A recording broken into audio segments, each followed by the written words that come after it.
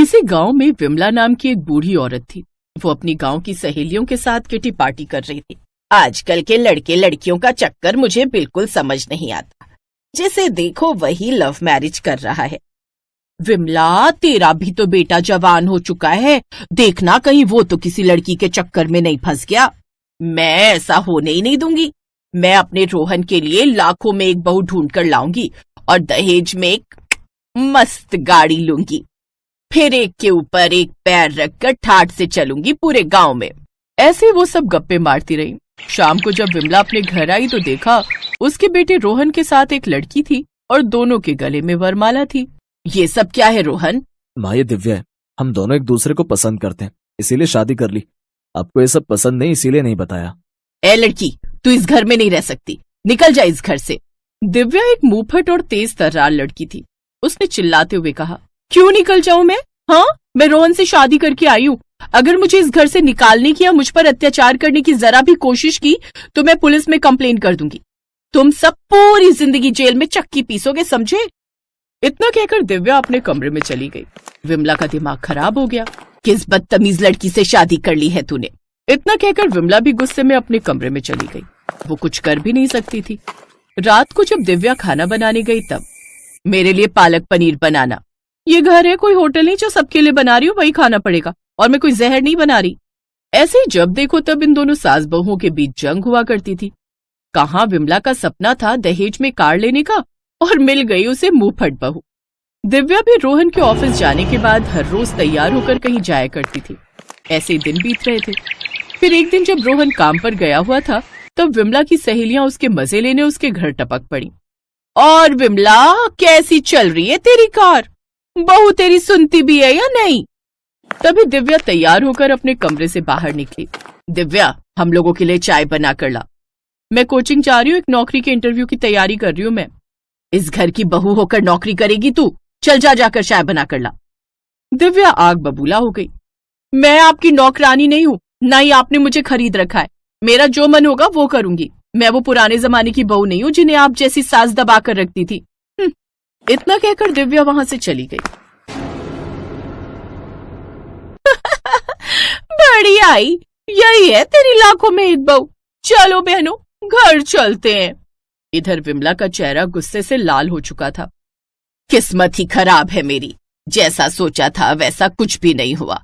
ना ही दहेज में गाड़ी मिली और ना ही पैसे। क्या फायदा हुआ शादी करने का? इस चुड़ैल को तो इस घर से निकालना ही होगा।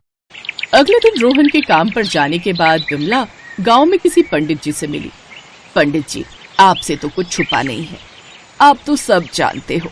मुझे बस कोई अच्छी सी लड़की ढूंढ कर दे दो जिससे मैं अपने बेटे की फिर से शादी करूंगी और उस डायन को बाहर कर दूंगी। आपके बेटे के लिए एक लड़की है? ठीक है पंडित जी, आप इसे मेरे घर भेज देना। विमला अपने घर आकर बैठी ही थी कि थोड़ी देर बाद पंडित जी द्वारा भेजी हुई लड़की रागिनी आ गई। अरे आओ आओ, आराम से बैठो। तुम इस घर की बहू बनने वाली हो। सामने किचन है, हम दोनों के लिए चाय बना कर लाओ। शर्माओ मत, तुम्हारा ही घर है। जी माँ जी। रागिनी चाय बनाने लगी। दिव्या ये सब बहुत देर से सुन रही थी। वो गुस्से में किचन में गई और ये मेरा किचन है, किसी अनजान को यहाँ परमिशन नहीं है, निकल यहाँ से। मुझे माँ जी ने बुलाया है, इस घर की होने वाली बहू हूँ मैं। ऐसे दोनों के बीच लड़ाई झगड़ा होने लगा। एक दिन तो हद ही हो गई। दिव्या, तू अब इस घर से निकल जा। तुझे न ढंग से बात करनी आती है न इज्जत करनी आती है। मैं रोहन की शादी रागिनी से कराऊं, तो निकल जा। ठीक है, अगर रोहन इससे शादी करने को तैयार है तो मैं निकल जाती हूँ इस घर से। दिव्या उसी वक्त गुस्से में घर से बाहर चली गई। विमला बहुत खुश हुई। अच्छा हुआ चली गई, अब मैं आराम से तेरी शादी रोहन से कराऊंगी। शाम को जब रोहन घर आया तो उसे दिव्या नहीं मिली। अरे किसे ढूंढ रहा है तू? तेरी दिव्या ये घर छोड़कर चली गई, लेकिन तू टेंशन ना ले, मैं तेरी शादी इस लड़की से कराऊंगी। मुझे किसी से शादी नहीं करनी, मैं जा रहा हूँ दिव्या को ढूंढने। रोहन अपनी बीवी को ढूंढने चला गया। रात को इधर विमला और रागिनी गप्पे मारने लगी। माँ जी, मुझे नींद आ रही है, मैं सोने जा रही हूँ, आप भी सो जाइए। मुझे नहीं लगता रोहन जी इतनी जल्दी आएंगे। सही कह रही है तू, बड़े दिनों बाद सुकून की नींद सो पाऊंगी मैं। विमला अपने कमरे में जाकर सो गई। कुछ देर बाद अचानक बर्तन गिरने की आवाज से विमला की नींद खुल गई। अभी भी कुछ अजीब सी आवाजें आ रही थी। ये आवाजें कैसी? कहीं चोर तो नहीं घुस आया? देखना पड़ेगा। विमला दबे पांव आई तो देखा रागिनी घर का सामान चोरी कर रही थी। रागिनी, तू ये क्या कर रही है? तभी रागिनी ने बेलन उठाकर जोर से विमला की खोपड़ी पर मारा और भाग गई। विमला के सर पर गहरी चोट आ गई। विमला बेहोश हो गई। थोड़ी देर बाद रोहन और दिव्या वापस आ गए। विमला को इस हालत में देखकर दोनों हैरान हो गए। माँ जी को तुरंत हॉस्पिटल ले जाना होगा, इनके सर पर गहरी चोट लगी है। रोहन और दिव्या विमला को हॉस्पिटल लेकर गए। करीब 2 घंटे बाद उन्हें होश आया। सारी रात वहीं गुजर गई। आप ऑफिस जाओ, मैं माँ जी के पास हूँ। रोहन को अर्जेंट काम था, इसलिए वो काम पर चला गया। 4-5 दिनों तक दिव्या ने विमला की उस हॉस्पिटल में खूब सेवा की। अब उसके घाव भी भरने लगे, पर अभी तक ना ही दिव्या विमला से बात कर रही थी और ना ही विमला दिव्या से। एक रात, देखा माँ, आपको दिव्या पसंद नहीं थी, पर उसी ने आपकी सेवा की। जब से आप यहाँ भर्ती हो तब से वो कहीं नहीं गई, और जिसको आप लेकर आई थी वो चोर निकली। मुझे माफ कर दे बहू, आज से तू ही मेरी बहू है। माँ जी, आज आप डिस्चार्ज होने वाली हैं, पर इसके अलावा एक और खुशखबरी है। मैं जिस नौकरी की वजह से परेशान थी ना, उस नौकरी के लिए लाखों लोगों ने अप्लाई किया था, पर उन लाखों लोगों में से कंपनी ने मुझे चुना है। मुझे कुछ एडवांस मिला था, तो डाउन पेमेंट करके मैंने कार ले ली है। रोहन आज उसी कार से आए हैं।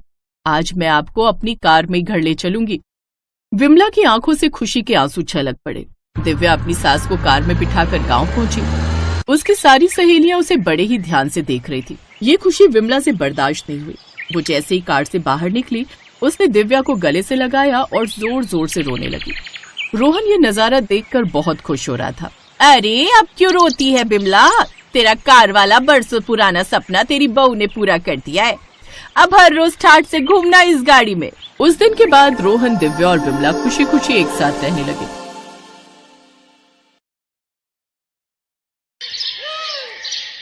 दिव्या और प्रफुल्ल की शादी को लगभग 1 महीना ही हुआ था। दिव्या के ससुराल में उसके पति के अलावा उसकी सास और एक ननद थी।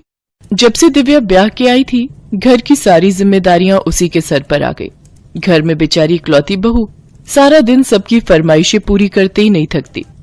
अरे दिव्या, मेरा टॉवल कहाँ है? जल्दी दो, मुझे नहाने जाना है। हाँ, ये लीजिए, सामने ही तो रखा था। बहू, अरे ओ बहू, अरे कहाँ रह गई? चाय आज ही मिल जाएगी या कल तक का इंतजार करूं? जी लाई, सारा दिन बस ये करो वो करो। ऐसा लगता है बहू ने कोई काम वाली लाए हैं, जिससे बस सारा दिन काम करवाते रहो। सुबह से शाम तक बस उनकी फरमाइशें पूरी करते रहो। इससे लाख गुना खुश तो मैं अपने मायके में थी, जहाँ मैं बस ऑर्डर करती थी और मेरी माँ मेरी सारी फरमाइशें पूरी करती थी। मेरी ही गलती थी जो अपने पापा की बात मानकर इस घर में शादी के लिए तैयार हो गई। नहीं तो वो कनाडा वाला मनप्रीत आज मुझे रानी बनाकर रखता और विदेश में रहने को मिलता वो अलग। हाय मेरी किस्मत, यहीं आकर फंसना था मैंने। अरे, चाय पिलाने का मन नहीं है क्या बहू? लाई लाई मम्मी जी, ये लीजिए आपकी चाय। इसके बाद दिव्या किचन में जाकर खाना पैक करने लगती है। तभी उसकी ननद नैना किचन में आती है। भाभी, अगर मेरा लंच पैक हो गया हो तो दे दो, मुझे कॉलेज के लिए देर हो रही है। हाँ नैना, बस 2 मिनट, ये लो। नैना टिफिन लेकर वहां से चली जाती है। दिव्या सारा दिन अपने ससुराल वालों की खुशियों का ख्याल रखती, लेकिन अंदर ही अंदर कुढ़ती भी रहती। एक ये महारानी, पता नहीं कब इसकी शादी होगी और कब ये अपने ससुराल जाएगी। माँ ने कहा था बेटी बस कुछ दिन झेल ले, इसके बाद तो ब्याह कर चली जाएगी, लेकिन पता नहीं कब इसकी शादी होगी और कब ये यहाँ से जाएगी। ऐसे ही कुछ दिन बीत जाते हैं। अब नैना अपनी ग्रेजुएशन पूरी कर लेती है और उसके घर वाले उसकी शादी के लिए लड़का देखना शुरू कर देते हैं। एक रोज संडे वाले दिन नैना अपने चेहरे पर ब्लीच लगाकर बाहर आती है। तभी उसकी माँ कमला उससे कहती है, वाह मेरी रानी बिटिया, अपना कितना ध्यान रखती है। बस अपने चेहरे को ऐसे ही चमकाती रह, फिर देख तेरी माँ तेरे लिए क्या राजकुमार ढूंढ कर लाएगी। राजकुमार? आगे चलकर इसने भी मेरी तरह काम वाली ही बनना है। वैसे आशा बहन ने अपनी नैना के लिए एक बढ़िया रिश्ता बताया है। परसों लड़के वाले इसे देखने आ रहे हैं। क्या सच में माँ? मेरी छोटी सी बहन कब इतनी बड़ी हो गई, पता ही नहीं चला। लड़के वाले? अरे वाह, ये तो बहुत अच्छी बात है। अब नैना की शादी हो जाएगी। चलो अच्छा है, कम से कम इससे जान तो छूटेगी और मेरा काम तो कम होगा। कुछ देर बाद नैना अपना चेहरा धोकर आती है तो उसके चेहरे पर लाल रंग के बड़े बड़े धब्बे उभर आते हैं। वो जोर से चिल्लाते हुए बाथरूम से बाहर आती है। ओ नो, ये मेरा चेहरा, ये मेरे चेहरे को क्या हो गया? सत्यानाश, परसों तुझे देखने लड़के वाले आ रहे हैं और तू है कि अपना पूरा चेहरा जलाकर बैठ गई। अरे लड़के वाले तुझे ऐसे देखेंगे तो झट से ना कर देंगे। ओ गॉड, अब क्या करें? आप टेंशन मत लीजिए, ये जरूर इसे ब्लीच से एलर्जी हुई होगी। मैं अभी इसके चेहरे पर मुल्तानी मिट्टी लगा देती हूँ, साथ ही बर्फ से सिकाई कर देती हूँ, कल तक ठीक हो जाएगा।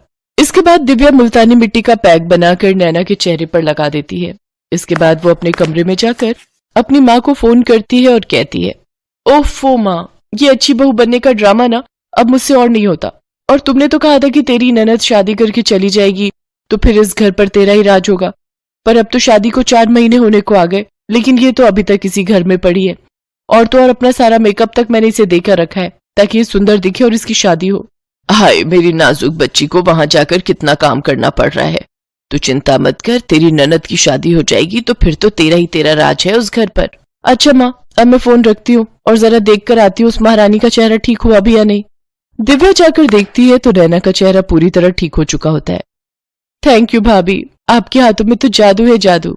हाँ हाँ मेरी प्यारी ननद, अब तुम देखना मैं तुम्हें परसों कैसे तैयार करती हूँ। जब लड़के वाले आएंगे तो वो सब तुम्हें देखते ही रह जाएंगे। और आखिर वो दिन भी आ जाता है जिस दिन लड़के वाले नैना को देखने आते हैं। उस दिन दिव्या सुबह तड़के उठकर ही घर की साफ सफाई में लग जाती है।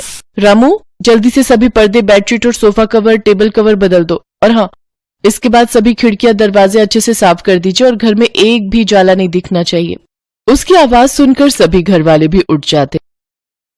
दिव्या, तुम इतनी सुबह सुबह क्यों उठ गई और ये कारखाने से रामू को क्यों बुला लिया? देखिए जी, आज मेरी इकलौती ननद को लड़के वाले देखने आ रहे हैं तो उनकी खातिरदारी में कोई कमी ना रह जाए, इसलिए रामू को भी अपनी हेल्प के लिए बुला लिया। और आज रामू किचन में भी मेरी मदद करेगा तो आज सारा दिन वो यहीं रहेगा। सचमुच बड़े ही भाग्यशाली हैं हम बहू, जो तुम इस घर में आई। सच में भाभी, भाभी हो तो आपके जैसी।